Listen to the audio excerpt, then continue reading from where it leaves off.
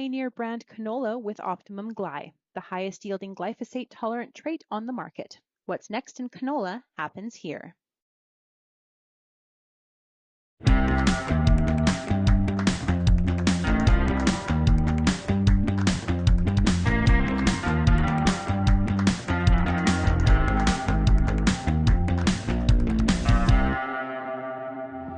Thank you to our show sponsors, The Corn School, The Sharp Edge, and Nutrien eKonomics.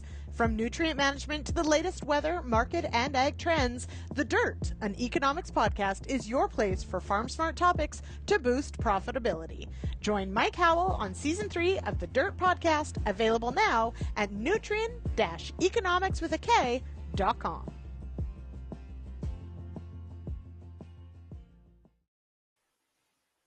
Hello and welcome to the Agronomists. I am your host, Lyndsey Smith, and we are having just as much fun as you are dancing to the intro music, to the wait music. So yeah, a little off-brand, let's say late 80s, early 90s bands, I'm telling you.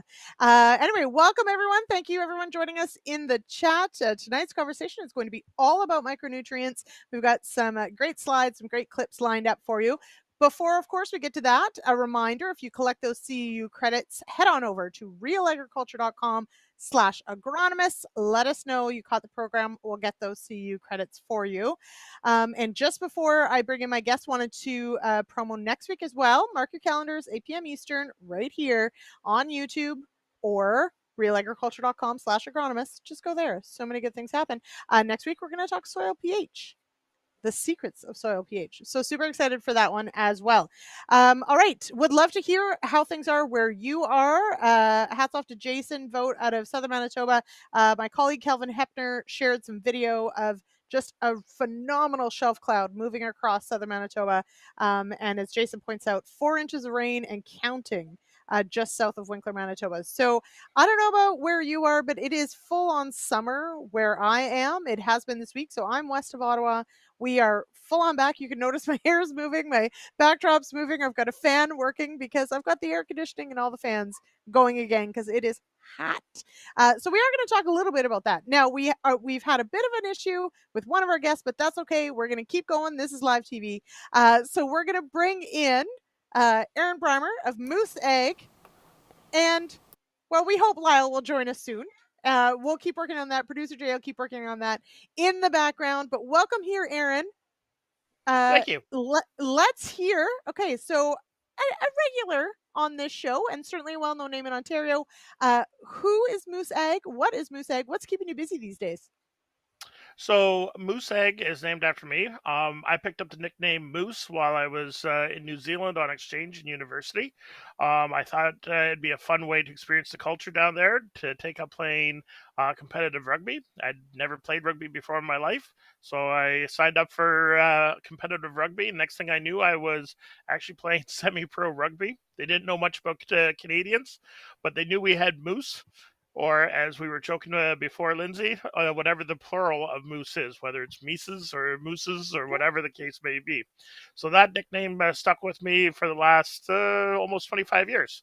And back in February of this year, I decided to go out on my own as an independent data agronomist and decided to give a shout out to my time in New Zealand by calling the company Moose Ag. My primary focus, like I said, is on the data side of things. Farmers are collecting all kinds of data, but working with the platforms is not always their favorite thing to do, or trying to figure out what the data is telling them. So that's the business model that I provide to clients, is those guys that are collecting good data and want to dig more into that data. Yeah, we get to work together, and I get to try to do the high-end math for them and give them the easy to digest bits of information that is relevant to their farms. Mm-hmm. That is the kind of agronomist I need, because me and numbers, we're not friends. So there you go. The data agronomist, next gen agronomist. Let's say that, Aaron. All right, we're gonna try and bring in Lyle Cowell. We'll see if we've got video. Lyle, you are there. We have sound. Hello, sir. Can you hear us? Hi there. You can hear me okay? Yes, we can. There we go. Sorry, the cameras are, somewhere. I they're need to move this mirrors. way. So there There you we go. go. I'm in the square. All Sorry, right. No, that's okay. we're not live yet, are we? Yes, Or we are. oh We yeah, are sorry. rolling. No, it's okay. So Greatest you are, apologies. no, that's okay. It all worked. We're here. That's the important part. Lyle, catch us up. Where you're based and what keeps you busy in a week right now? Yeah, kind of recovering from the delayed entry. um, Deep breath. yeah. Anyways, who am I? What do I do? Where am I at? I'm senior agronomist with Nutrien Wholesale, the side of Nutrien that manufactures NPKs fertilizers. Where I am, I'm currently sitting at a desk in Tisdale, Saskatchewan, in northeast Saskatchewan. It's my homeland, I guess you'd say, and it's northeast Saskatchewan is where I've always been based. But my effort is just to support the nutrients, and agronomy and sustainability of NPKs fertilizers that Nutrien manufactures. Mm-hmm. So Tisdale, is it one of the Where areas of Saskatchewan that actually got, I know where Tisdale is, but did it get moisture this year? This is always the question with Saskatchewan. Yeah, that's true. There's always a drought somewhere. Uh, That's right. it's an odd year. The corner of the world that I live in was too wet in June, and then the taps shut off. So Mm, some crops actually had excess moisture in June, which, as I remember saying to people, we better remember this in August because we're going to be glad we were too wet, and that mhm, was the case. Uh, mhm. so in the end, crops, I would term them as average, reminding people that averages are made of above average and below average, and you can't have Right. above average every year. So yeah, in the end, crops are pretty good. They're Okay. reasonably early. I would say they were probably 2/3 done harvest, and overall things are pretty good in this corner of Saskatchewan. That's certainly not true for all Western Canada, Yes. including all of Saskatchewan. Yeah, for sure. It is. It's a big place. It's one of the things that maybe sometimes we probably don't stress enough is sometimes we talk about the prairies, but really it's completely different from one end to the other. And it's huge geographically. And yeah, so to have average where you are is pretty good. But yeah, certainly there's some areas with above average. There's some areas that really struggled this year too.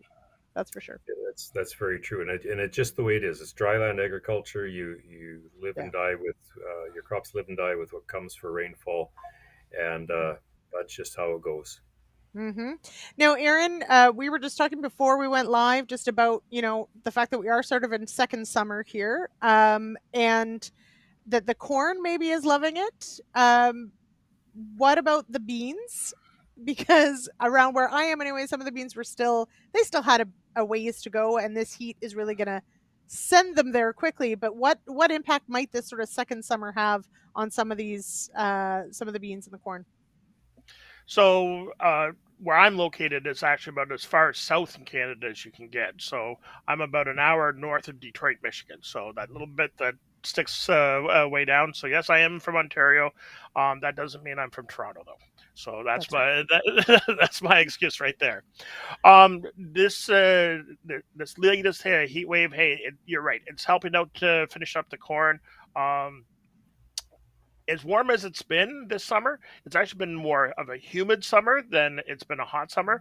We're only 45 to 50, what we call corn heat units, ahead of what our long term average is. So, um, it, plus we got our corn started late, so we're not super far along on corn. So, yeah, fingers crossed that we don't see any drought.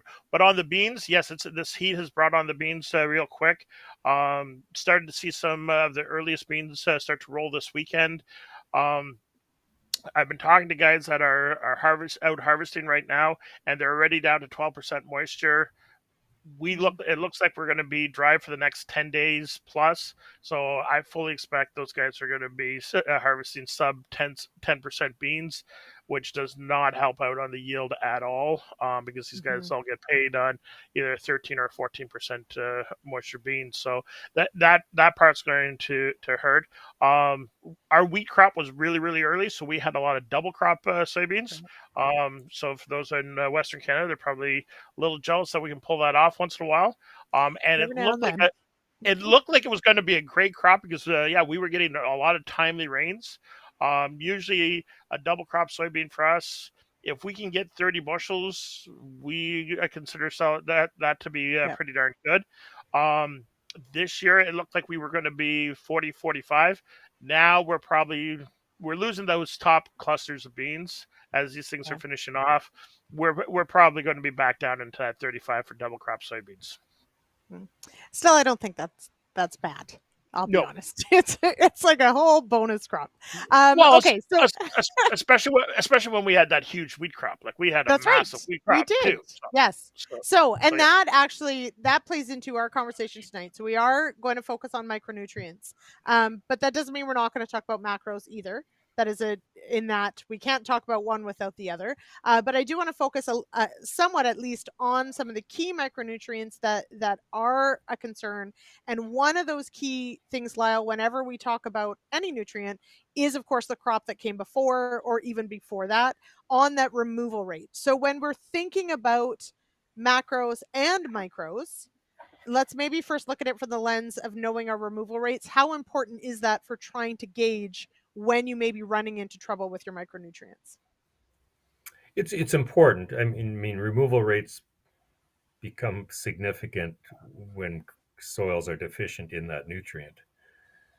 They're not particularly significant if you have a crop that or a soil that's well supplied in that particular nutrient, and that's easy to understand with NPKs. We're always on that edge in most soils of having enough. With micronutrients, a lot of soils have generations of supply of a lot of micronutrients, so it's really becomes more significant once you are in a case of deficiency or at least marginally deficient that you actually need to manage that particular nutrient. It's important to understand removal rates because if nothing else, even if you are not deficient, it gives you a bit of perspective on what you're actually removing. And if you're considering this as an expenditure in your farm and looking at your removal rates, maybe it gives you a bit of an idea if it's really something you need to need to consider at all. So I think it's good to understand, but not maybe quite as critical as with nitrogen, which you're probably trying to, or phosphorus that you're trying to maintain on an annual basis. Mm-hmm. So what impact though, like we certainly understand that different crops have different nutrient needs and also at different times of year, that comes into play with certain ones. I'm always amazed by how early wheat sets yield potential. um, I'm always amazed at how much nitrogen corn can pull out of the ground when it's rapidly growing. Like, it really is quite stunning to see differences between species and specifically with certain micronutrients. So we are going to do a show just on sulfur in a couple weeks, and I know that sulfur, kind of it bridges between a macro and a micro, depending on which crop you're talking about. Aaron, I'll go to you first to touch on sulfur. Ontario, of course, was for many years not concerned as much because the environment offered up plenty of sulfur in the form of acid rain that was all going to ruin us, you guys. I'm of the generation where acid rain was going to ruin everything. We did a great job cleaning up the air. It is no longer going to ruin us, but our crops still need it. So Aaron, how has that conversation about sulfur changed in Ontario? I would say sulfur's almost become the um miracle nutrient. Everybody wants to put sulfur on everything, and trying to actually find where sulfur pays has been a bit of a challenge. Um, like you said, we've traditionally had pretty good sulfur levels, so we're kind of guessing a little bit, and then the variability in our soils as well. Especially around organic matter. So sulfur being an anion, it's not the easiest to soil test for, and so you have to kind of take your best guess as to where it's going to show up as likely deficient. So looking at, okay, what crops are going to be the big suck on sulfur.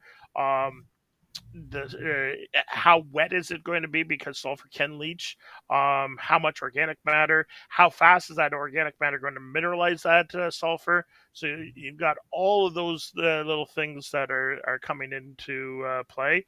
I would say most people are confident that we're going to see, if you're not going to see a return on sulfur on wheat, they are putting sulfur down just as a preemptive, because it's likely going to be showing up somewhere else. Definitely on corn. Corn's getting lots of sulfur from different sources. It should pay on soybeans, but boy, oh boy, do we ever have a hard time getting sulfur to pay on soybeans. Trying to get anything to pay on soybeans is a bit of a challenge. Telling you, It's a terrible tough crop. It's terrible, is what it is. It's my least favorite. Now I'm sort of kidding, Lyle. Sulfur, though, in the West has been a more common part of the fertilizer repertoire, but maybe not, necessarily tried and true. But adding canola in rotation, a big sulfur user, has made that a requirement. That role of sulfur, though, and the fact that we have available sources, we have elemental sulfur that takes some time. How is that sulfur question answered in a more Western context? Yeah, it's a whole different topic. Western Canada never having the blessing of significant amount of acid rain, so we've always been growing crops in Western Canada within the context that our soils may be sulfur deficient, and that's highly variable. I mean, we have plenty of soils that are saline or even marginally saline that have hundreds or thousands of pounds of sulfur, but that's just natural sulfates that just come with soil development. Our sulfur deficient soils, particularly gray wooded soils and some of the lighter textured soils across the prairies, especially with the introduction of canola that removes about 3 times the amount of sulfur per bushel as any other crop. There was really an overlap of understanding soil fertility in general and the introduction of canola. So as we're just starting to ramp up utilization of fertilizer as a product in itself in the 1970s, at the same time the canola acres were also expanding, and farmers quickly realized that a lot of these gray wooded soils, although they had a lot of good things going for them, were exhibiting severe sulfur deficiency. Now, there's nothing like a severe deficiency to make a farmer figure things out. And you don't have time for the next rotation of the crop to figure things out. You have to sort it out quickly. And that's the same with a lot of research. There has been probably hundreds of site years of research with sulfur applications, sulfur products in Western Canada, largely pinpointing onto canola rotations. But sometimes we forget too that every crop needs some sulfur and removes some sulfur. And whether that crop responds or not, it impacts the canola rotation. So thinking of it as a rotational management, I think has been the next step, as not just piling on lots and lots of sulfur on the canola crop, but actually looking at more of rotational management of that sulfur. So it like I say, it's when I hear now, and I've heard it from Aaron and from many, many people in the East, talking about this new sulfur issue in Eastern Canada, and I think, what are you talking about? We've been doing this for decades. And they just had acid rain, and we didn't. And but like I say, there is hundreds of site years of research data in Western Canada that I think in some cases would, it's certainly different environment, different soils in Eastern Canada, different crops and different expectations. But I think it wouldn't be a hard thing to do to look at some of that Western Canada historical data and pull some of the learnings and understanding from that data set as well in management. It's actually a fairly simple nutrient to manage. There's a lot of ways you can apply it. There's a lot of products to apply. It's just sorting it out per farm. Yeah, and making sure it's economical to that point, Aaron, of making. So now there was a question about a reliable sulfur soil test here in the East. Dr. Dave Hooker weighs in saying in Eastern Canada, there's no reliable sulfur test. But Dr. John Lazon is developing one that looks promising. Dr. John's been on before. Now, and Jason also says, all right, sulfur aside, let's talk boron, zinc, and copper. And the man is right. Those are probably the three biggest ones we're going to talk about tonight. And we just so happen, our first clip, so producer Jay, if you would, we're going to go to the clip with Dale Cowan talking about boron in corn, talking about which corn leaves we should be testing, looking at tissue testing. So we'll go to that clip. We'll talk about boron. We'll talk about these other micronutrients and when different crops need them right after this clip. Our sponsors of the Agronomists are the Sharp Edge, Nutrien eKonomics, and the Corn School. Big corn yields demand intense management. From tillage strategies to nitrogen management, variety selection, pest management, and more, Real Agriculture's Corn School is a video series that tackles every facet of the corn growing season in an engaging and informative format. The Corn School is made possible by support from BASF and Pride Seeds. Find more at cornschool.com.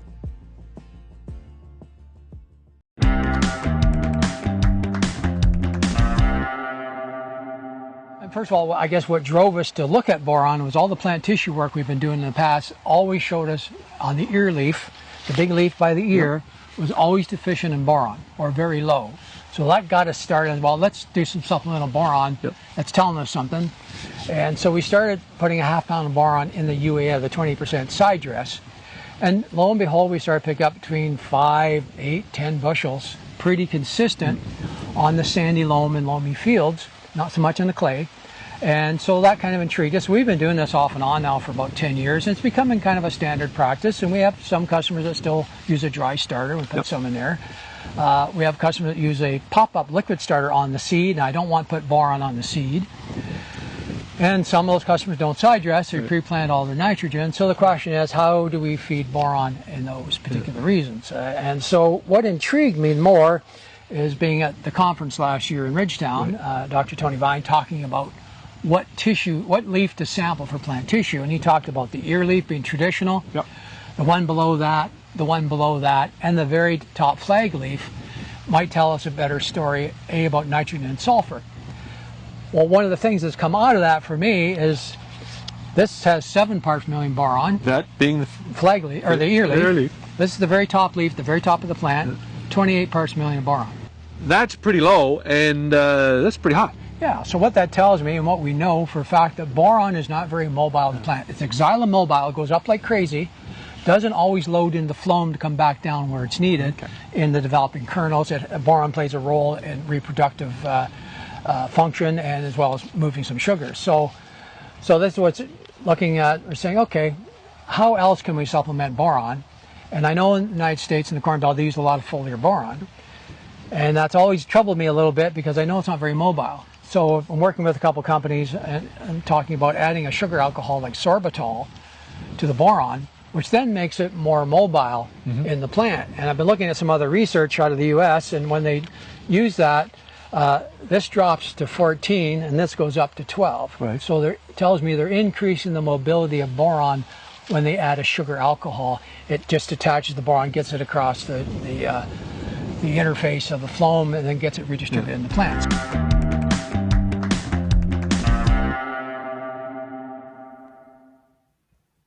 I love that. Okay, so boron. And great comments. Everyone in the chat's reading my mind. Is that not only do we have to think about what this crop needs, we have to be able to identify potentially a deficiency, but then we have to think, what do we do? Is it a tissue test? Is it a soil test? Is it both? So perhaps let's talk about identification. We can talk specifically about boron if we want. I know we've got some slides about copper as well. Lyle, maybe I'll start with you. When we're focusing on a deficiency that isn't as clear as, say, one of the macros, what is a decent line of thinking of testing to try and get to the bottom of what's happened? It's tricky, and micronutrients become, it's a harder topic because there's a lot of micronutrients, and what we know is based on insufficient research in most cases. So we have to be cautious on what we think we know. We talked a little bit about sulfur. Well, We know a lot about sulfur management in Western Canada, and it's a nice, even though it's not a micronutrient, it provides some nice context in. I'm very confident in how to manage sulfur for canola in Western Canada. Micronutrients, there's not a lot of data, so you have to approach management cautiously. I approach the soil test cautiously because in general, the recommendations are not based on enough data to know that I'm going to get a response. Tissue analysis, I would say, is even weaker, to the point that I trust soil and tissue testing to a very short point. I put some good stock in, for example, on the soil test for copper. Like that's well founded. Um, so when it comes to a lot of utilizing soil and tissue tests, I tend to use more the comparative test. Good plants versus bad plants, good areas of the field versus bad areas of the field of tissue or soil tests. Tissue actually tends to be, I think, a little bit more sensitive to deficiency when you're looking at comparative tests. So I often use that just as a diagnostic diagnostic tool to determine if, in fact, it is a micronutrient deficiency at all. And then combining that with, will I get a response? Strip tests Right. across the field to encompass all of the field, the good and the bad of the field, trying to find that maybe 10 or 20 or 30% of the field that actually might be responsive. Because much like most nutrients, but perhaps micronutrients, many micronutrients are especially so very variable across the field. So that combination of just trying to put pieces together of the puzzle to see, first of all, are you going to get a response at all? I think that's the first key. Mm-hmm. So, Aaron, as the data guy, because we know you love it, and that's what you work in. That's the language you speak in. To that point, so what role then does having decent mapping, does having decent data at your fingertips for comparative analysis, or where you should soil test, or where you should tissue test? How does that all play into when we're looking at something like a suspected zinc deficiency, or suspected boron, or something along those lines? Yeah, so I'm in the same camp as Lyle. It's actually amazing how much of our ground we do not have even what we would consider the bare minimum of a best management practice for soil testing. So when I'm talking to folks and they're hesitant to even get out and do any soil testing or any tissue testing for that matter, the very first thing I say is all you need to do is pull two soil tests. One from a high yielding spot in the field, one from the low yielding spot in the field. And if they both come back the same, give me a call. I'll take you out for steak dinner because I know that it's not going to come back the same. Then once they come back, now you start to talking to agronomists, you start looking at your data, and you start trying to figure out, okay, what is that limiting nutrient? Because quite often you can have some very low levels in some of your best yielding parts of your field. So it becomes a little bit of a detective story, but you need to have that data um, to start understanding the detective story. And in order to get that data, you really need to be pulling those samples. Someone like me, yeah, I can go on and I can look at historic yield data and say, okay, these are the best spots to pull the test. Um, that said, my experience is every farmer knows where the best part and the worst part of their fields are. They can go out and pull those tests just as quick as I can. Mm-hmm. Now, so some great comments in the chat as well about the response time as well. And Lyle, you've hit on this with talking about, so we need to be able to test, make a judgment call. And for some of these deficiencies, we could take corrective action. For some, depending on what the deficiency is. For others, it really is about diagnosing what the problem is and then accounting for it going forward, right? I mean, some of these things we just can't solve in crop very easily or perhaps very economically. So, like, I think it is, or how do we work in that question of the timeliness of being able to take action or not? So let's think, copper in wheat, for example, and I know we've got some good slides about that. Is that something we can actually solve in season, or is that something we should be planning to be monitoring for bigger picture, longer term? Well, actually, it's a good example of a nutrient that can be addressed in crop, and in some cases with our short season spring wheat crops, preferentially, sometimes you actually get the best responses with a foliar application.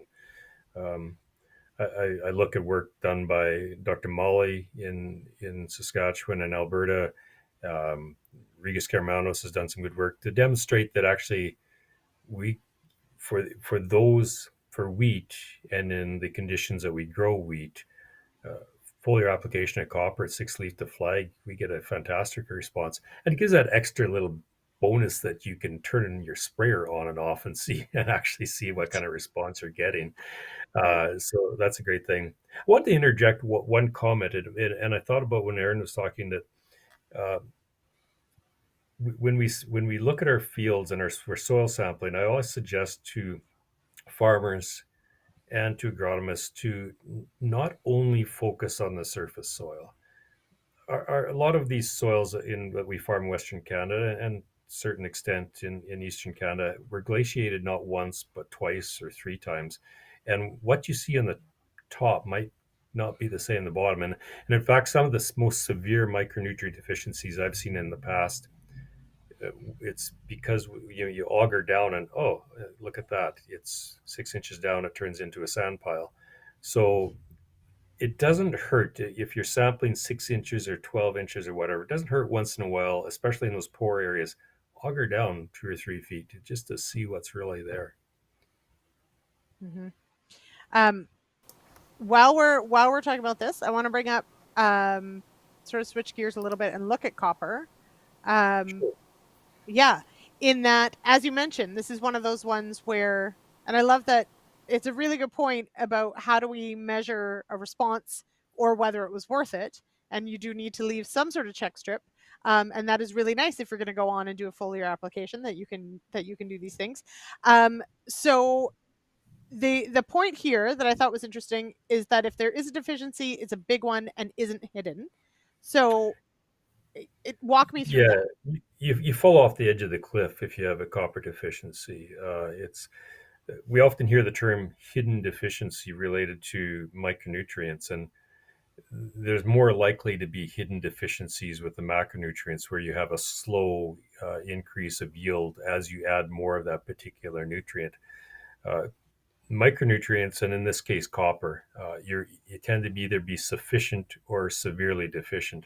So most farmers actually can recognize and where the bad parts of their field are. May not have sorted out why they're bad, but they will tend to be, if it's an actual true micronutrient deficiency that's significant, it's often really bad. So you can again go back to these, as was said before, sample the good area and the bad area and see what the differences are and see if that might be the case. So this in the copper curves tend to always look like this based on a lot of different research sources. Just a very quick drop in yield potential. Once you get under that 0.4 ppm, your responses become dramatic, or your deficiencies become dramatic. Mm-hmm. Producer Jay, can you advance? I think it's next slide or maybe the slide after. We've actually got some visuals on this one. Next one, I think. Oh yeah. This one or the next one. If you want to talk about copper, I think it's probably the next slide. I think it's the next one because we've actually got some visuals on this of what it actually looks like. I maxed out my allocation. Yeah, no, it's fabulous. But okay, so tell me, because I do think that copper deficiency probably does occur. As you said, when it's bad, it's really bad. But I don't know that it's one that many of us see that often. So walk us through the symptoms. Mix it up with something else. Exactly. Yeah, I think we often think it's leaf disease or something like that. So it becomes it has a lot of roles. All micronutrients tend to have a lot of roles within plants, but a couple of significant roles of copper is in the fertility of the flower, in particular the production of pollen. So when you're deficient in copper with wheat, it tends to be a very, very significant issue. So these are pictures I've taken in my career. Upper left, this is from a plot actually of Dr. Molly's, and it's just with or without copper application. This is probably in about the 6th leaf stage. So you see, copper does have a role in chlorophyll formation. So you rapidly see severe chlorosis and then necrosis of the deficient plants. The middle picture, a nice picture of what we call whiptailing. It tends to be a pretty good symptom of copper deficiency, where the flags kind of get pinched off and twirled into a pigtail or whip, I guess, since we can call it pigtailing or whiptailing, whichever one you want. Tends to be a pretty good diagnostic symptom, which can be mixed up with other things. And then the other two, if your wheat looks like the other two mature plants, you're in big trouble. So you'll first of all, copper plays a significant role in lignin production. So you tend to have weakening of the stem below the head, the peduncle, if you want to use the fancy word. So you have that curving of the stem. It's not lodging. It's a fairly empty head. It's not leaning over because it's too heavy.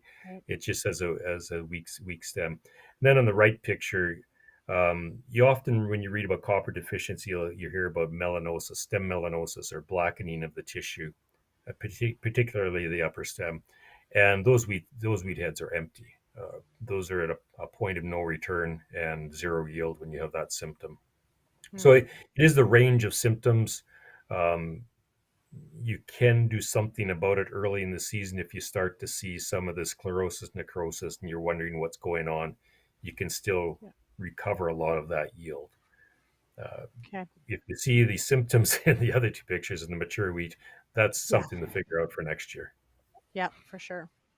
It is remarkable to me of when you know what the problem is, the symptoms are so clear, but when you're trying to figure out what it is, it's not always what you think of first. So this is why I love going through these, is how everything is unique. So this is fantastic. Okay, so now there are a couple comments, and we do, I think, have to talk about toxicity even as much as we talk about deficiency. And Aaron, you've shared a great slide that I want to kind of talk about now. It's slide, producer Jay, if you could, I believe it's slide 2, that looks at synergism but antagonism as well. And this is, and Lyle, you sort of mentioned this as well, of the interaction between different nutrients and how, a macronutrient deficiency, we can sort of, it eats away at yield and we can incrementally gain it back. But for micro, sometimes it drops off a cliff. But there's also been some comments in the chat as well about certain micronutrients that either have reached a toxic level potentially, or where we see an interplay between nutrients. So Aaron, when you're working through this chart, what are some of the most common interplays that you've come in to certain fields and had to try and unravel what actually was going on when we think about micronutrients? So you saved it right at the end when you said specifically to micronutrients, because the one that I have the most interaction with is actually potassium and magnesium. Those two interact all day long. Probably the one that we see most often with micronutrients is phosphorus and zinc. We'll see those two start to interact in a negative way, that they'll tie each other up, and that's actually one of the limitations that you run into with a tissue test, is because that tie up can actually happen in the roots. So it's getting tied up even below the ground, and if we're tissue testing above ground, we might not even see that interaction until we're quite a bit later. One of the we were talking about copper. One of the things that we've been noticing in some of our tissue testing this year, and I haven't quite figured out if it's actually impacting our yield, but when we side dress our nitrogen or top dress our nitrogen, about a week later, we're starting to see copper in the tissue fall off the cliff. It seems to come back, but there is a short period of time where when you're putting on a whole whack load of nitrogen, it seems to be causing an imbalance. And Mulder's chart here does show that there's an antagonism between nitrogen and copper. So there could be something happening there. Now, we don't have the low copper levels that they do in Western Canada. Like when I'm seeing like 0.2 and 0.4, I'm like, ooh, those would be some ugly levels. quite often I see between 1 and 1.5, and I seen over in the conversation on this side. I don't see copper deficiency show up in most field crops to the same extent as what those pictures were showing. But we have seen yield enhancements on some of our specialty crops, including tomatoes and onions. And there was a chat about how organic soils can tie up that copper. So we do see it in those specialty crops. But it is interesting. You had the video clip of a good friend from Agris, Lyle Cowell, talking about how they discovered boron interacting, and I'm wondering if maybe we're going to see copper start to show up in that same way. If there's something weird going on there. Okay. So Ray and Dave, I think, so Dr. Dave Hooker and Ray DeBenko are on the same wavelength. I think, gents, you can tell me if I'm wrong. Dr. Dave says dilution effect, and Ray says antagonism or dilution effect regarding the copper to nitrogen application ratio. So I think this is in regards to your statement of applying nitrogen and then seeing that copper dip. Is that a dilution effect or antagonism? What are your thoughts? This is the joy of being the data agronomist. Is I don't know. Tell Dave to run a trial. That's yes, what you do. That's a great idea. And Dave's got access to some sandy ground. He'll be able to test this out. Yeah, there you go. Okay. I'll be honest. I don't know what it is. Okay. This was the first year that we were really paying attention to it, a little bit more intensive on the tissue testing, and all of a sudden it started to pop up. Just with some of the guys that I was working with, we designed a tissue testing program that tied into certain specific times based on their field operations to see if we could identify situations. It came from a previous role that I had the opportunity to work with some agronomists down in the Texas Panhandle, where they were very intensively tissue testing and soil testing in order to manage their nitrogen. But they were starting to find some weird interactions there. So I basically stole their idea and have started to expand it here. I really thought it was going to be the boron that we were going to see pop up. However, the majority of the guys that I did the work with, they were already doing a lot of work on boron, so their boron levels are pretty good. So, okay, like I said, copper might be the next one that we're seeing, and it's interesting to see if it's and if it would be antagonism or if it's more on the dilution side of things. I'd have to go back and check the soil test results on that one. Okay, in looking at this, Aaron, Ray says the best answer is either I don't know or it depends. That's right. We either get some new research or we discuss the research we have. I love that answer. Also, on this chart, I will say that calcium looks like a problem child. I'll be honest. So, Lyle, I'll go to you on that one because our Western soils are varied and variable and lovely, but we have some calcium problems at times. Do we see these antagonism things playing out as much in Western Canada, or are there particular ones that are a bigger issue? Not a lot.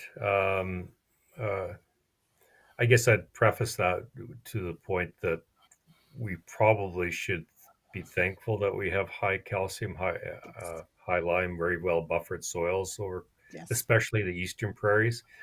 It can get, probably the most significant issue would be if you get flooded soils and the high calcium leads in interaction with the carbonates leads to high it's actually the carbonates, not the calcium, but leading to high CO2 in the soil, and then things like Lyme-induced chlorosis, reduced iron uptake, perhaps some impact on zinc as well. But by and large, most of the time you get into those heavy clay soils that exhibit those symptoms. You get a drier week, and they tend to go away.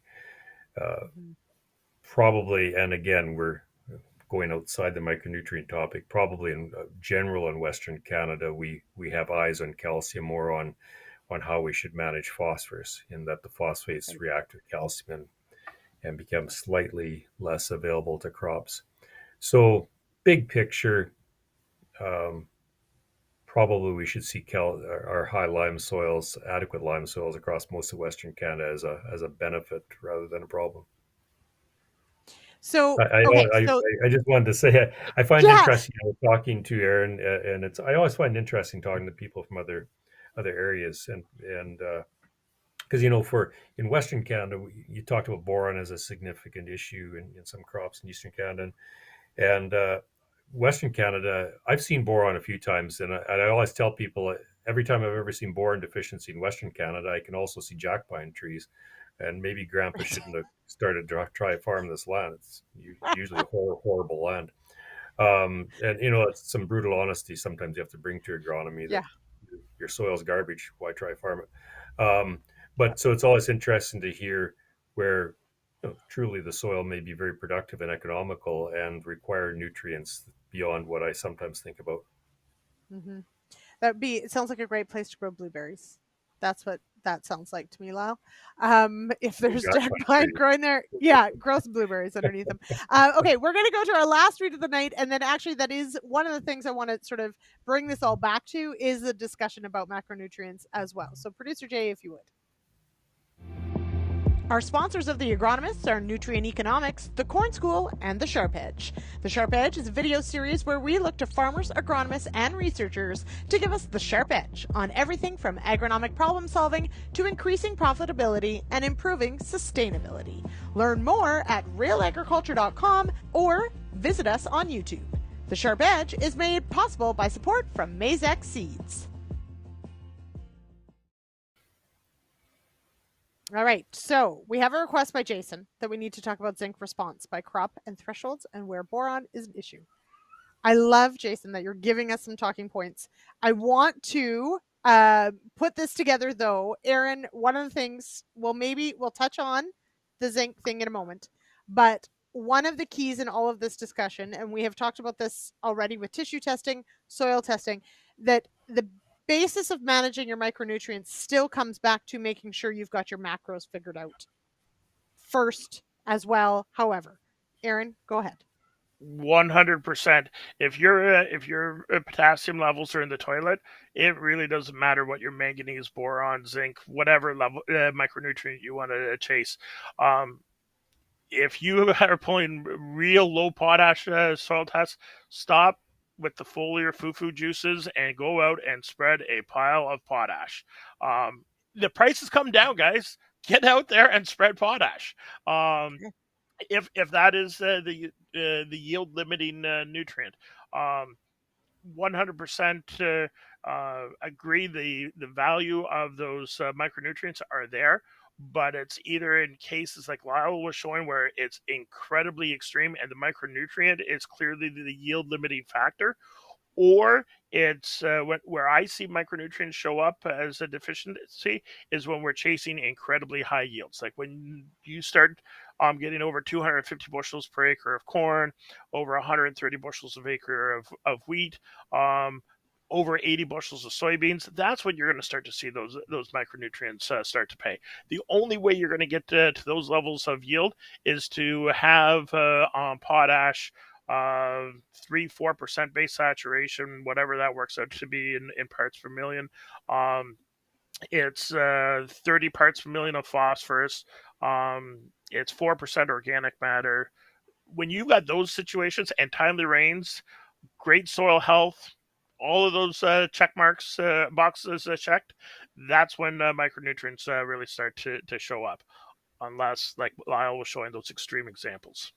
Mm-hmm. So, and remember that my pictures are from extreme examples. Exactly. Pictures that give you a great image.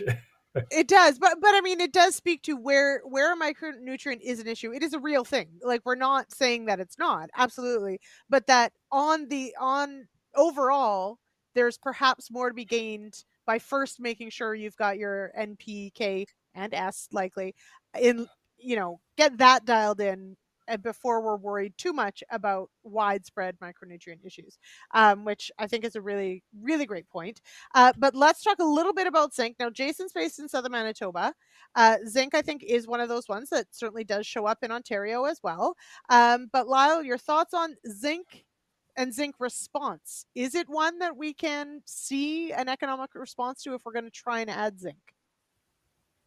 I'll give my 2 cents, but I want to hear from Aaron on this as well, because certainly probably he has more experience and better. I'll learn more from him than he'll learn from me on this one. So first of all, Western Canadian context. I'm unaware in research projects of a zinc response ever being measured in Western Canada. JP Singh, long time ago, but our soils were deposited thousands of years ago, not a couple decades ago. So JP Singh working with Regis Karmanos on with literally 1,000 most efficient samples in Saskatchewan, measured no response. So funneling, using soil samples from the soil test lab, funneling it down to try find responsive sites, and could not prove a response. Jeff Shano has done some very good recent work with lentil, with not very consistent responses to zinc. Now, in Western Canada, that's not to say that there are no zinc responses. And where Jason's at, corn and beans, which the most responsive crops, heavy clay soils, high lime soils, you're much more likely to get responses in those conditions. So big picture, zinc is a I shouldn't say insignificant, but a relatively insignificant deficiency to fear in Western Canada. But that, saying that, I'll always be wrong. There will be soils and conditions that you can get a significant response, and that's where I'm going to turn it to Aaron to get his advice. So I think someone suggested that the best answer an agronomist can give is it depends, and I agree. I agree with that 100%. The crop that I would see a zinc response most likely to is going to be corn, maybe a little bit in carrots, but I don't think there's a whole lot of those being grown in southern Manitoba. So we'll focus on corn, and corn. Once you have phosphorus and potash sorted out, and assuming you've got adequate nitrogen, and I'm not saying excessive nitrogen, adequate nitrogen, zinc is going to be that next big one that's going to push your yield. Some of the, going back a few years, but I believe one of the roles that zinc has in early root development is it actually helps the roots grow downwards. So getting those roots to grow down, especially if the ground is cool and wet, like we have in our early corn season, can be a little bit of a challenge. The magic number that I use for zinc is 5 parts per million. I don't see many of those fields, or many of my fields are actually at 5 parts per million. Quite often they're at 2 to 3 parts per million of zinc. But the high yielding corn guys, they have 5 parts per million of zinc or higher. Usually, if I see 5 parts per million zinc on a soil test, I'm almost 100% guaranteed that this is a history of chicken manure, because the galvanized cages, like galvanized steel, is hot dipped into zinc. So that's actually where they're getting the higher zinc. We took some of that, some of those learnings, and we actually started to, and I've never follow this all the way through. So this is another good project for Dave Hooker. Is we actually took some zinc oxide, which is not overly available to the plant. So it might be available in however long it takes the zinc oxide to break down. But we actually were using that as a feed supplement to the pigs, and then using the pig manure as a zinc source, and letting the digestive tract of the pigs actually do something to that zinc, whether it's turning it into a true zinc sulfate or if it was just a zinc oxysulfate. We did start to see higher levels of zinc show up in the soil tests after we did that for a couple years. One of the things that we should throw out there on zinc and all micronutrients, and this comes back to the calcium conversation, Lyndsey, is most micronutrients, they like the lower pH to be more mobile within the soil. So that's one of the reasons why calcium gets tagged as being the bad guy, because calcium's around in higher pHs, which we want, but it also tends to tie up the micronutrients. So that is a bit of a challenge when you look at these micronutrients, is how do you make them available? Lyle was talking about copper and how it can be a foliar treatment. With zinc, quite often it's either a liquid in with the 5 gallons of 624-6, or a couple pounds of something with your dry 2x2. Right. So this is why we're talking about pH next week, and Dr. Jeff Shano is actually going to be on it. So this is fabulous, because now I've already got questions, and in fact, I think it's Mark who's got a good question here about cation exchange capacity on micros and macros. And actually, I might save that one, Mark, if that's okay, for next week, because I think our lineup next week, we might be able to delve a bit deeper on cation exchange capacity and how this plays a role here in this one. But pH, of course, what is it? You spend your first dime on lime, then you work on your macros, right? So if your pH is okay, then we're not so worried. But here in Ontario, of course, we're quite concerned about first getting our pH to a point where we need it to be, so it's not interfering with the availability of, well, just about everything. Less of a concern in the West, but not a concern, which is why Dr. Jeff Shano will join us next week as well. Okay, there is a question here, and we've got a couple minutes here. Do we need better critical tissue test values, but based on specific growth stages? It seems like not much of that work exists, and I think that Aaron's already given Dave a lot of jobs. So Lyle, is this a job? You can pick a researcher to do this work, but do we need better critical tissue test values for growth stages? We need it for every nutrient. There's been insufficient recent data collected on critical soil test levels or tissue test levels for every nutrient, including micronutrients. Micronutrients, yes, are critical. Our data is weak, and this comes down to, you can measure anything in soil, you can measure anything in tissue, and you'll get results and maybe recommendations for a lab for a lot of nutrients. And sometimes that's based on good solid data, and sometimes it's not. And I think it's on perhaps the responsibility of an agronomist and farmer to understand how much confidence there is in recommendations. And no matter what, whether, even with adequate data, there's still the environment and the soil is variable, and the combination of those two, and even then you're adding growth stage, and even in some cases varieties will respond differently to micronutrients. And so it's going to be pretty hard for a soil scientist to really focus on a singular micronutrient, and we look at all the soils, varieties, growth stages. Right. Yes, I would love to see more data, but it's not an easy task to do that. So the answer is yes, we need more data, but how are we going to do that is the other question. Right. Well, Aaron, that's all you work in is data.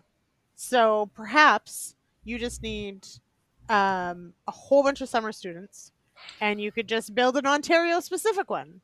I see no reason why this can't work. Yes? No? Maybe not? It's just the managing of summer students. That's of that many people. that would be the challenge. It's one thing I want to throw out on the critical levels.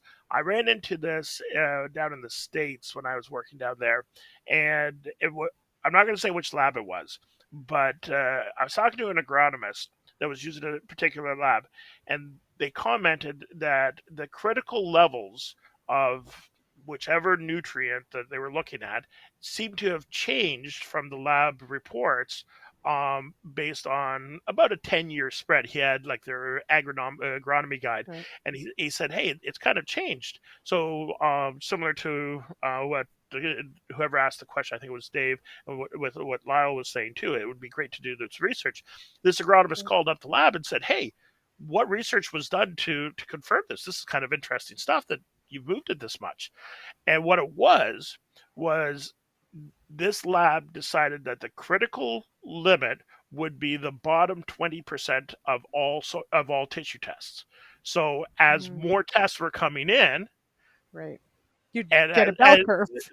Basically all the levels had gone up. So they said, oh, well, the critical level's just gone up too, right? And it's like, that's pretty wishy-washy science as far as I'm concerned when you're looking at things from that perspective.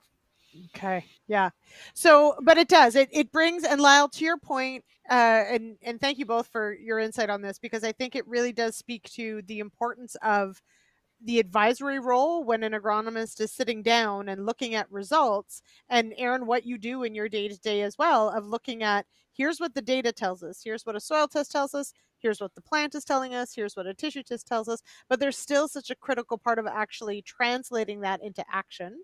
And maybe that action is that you do nothing at all now, but it's something you address later, or maybe it's something that needs addressed immediately, but it has to be based on at least what data we do have, that we have some confidence in, that is repeatable results, that we can actually say to our growers, this is something that I think is going to be worth it, because that's the responsibility, I think, as agronomists that we have. Lyle? Absolutely. And I would add on to that,